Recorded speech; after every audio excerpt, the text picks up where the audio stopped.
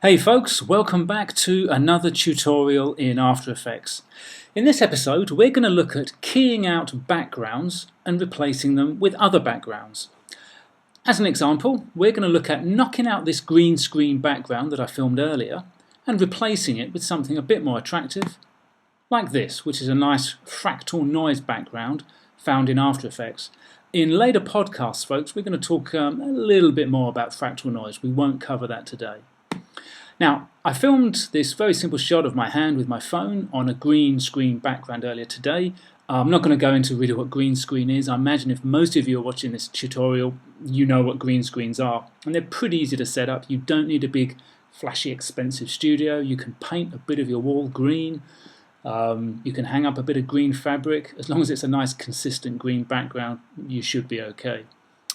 Now, let's get to work. We want to knock out that green background, or key it out, to use the proper terminology, and replace it with something else.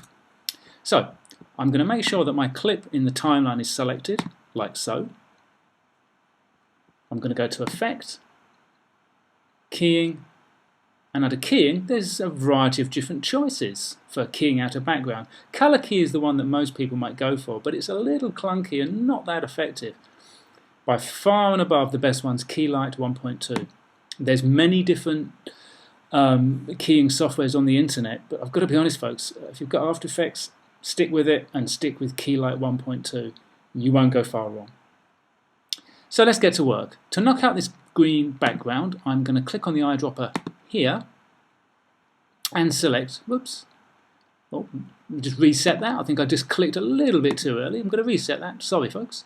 I'm going to click on this eyedropper and select some green to key out. I'm going to set my eyedropper here and select it. Now already it's done a pretty good job. You can see though there's a lot of kind of grayness and bit of graininess here where it hasn't worked fully. So to fine tune it, click on this drop down menu, choose Status. Our aim is to make the transparent elements in the background black and that which we want to be opaque, in this case my hand and the phone, white. So let's try and solve this black background first.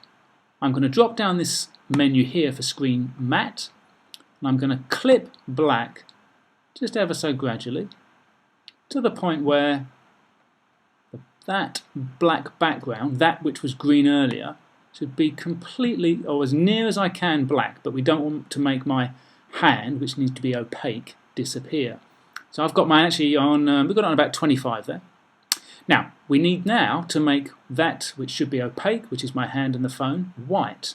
So we go to Clip White, and you drag that back. And again, just let your eyes do the work. I'm going to pull it back. You want this to fill up white. It'll have some green tints to it and some green edges, but don't worry too much about that. And that doesn't look, I'm going to go a little bit more.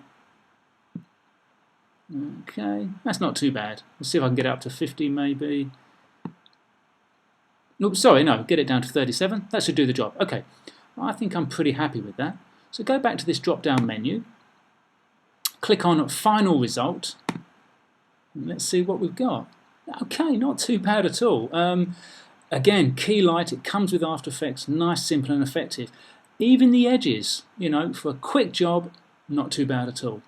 One of the things you'll notice though, when you do start to do a bit of green screening work, keying and using Keylight to knock out backgrounds, is it can affect the colour of your image. So my hand looks a little bit washed out, so you probably want to fine tune it a little bit.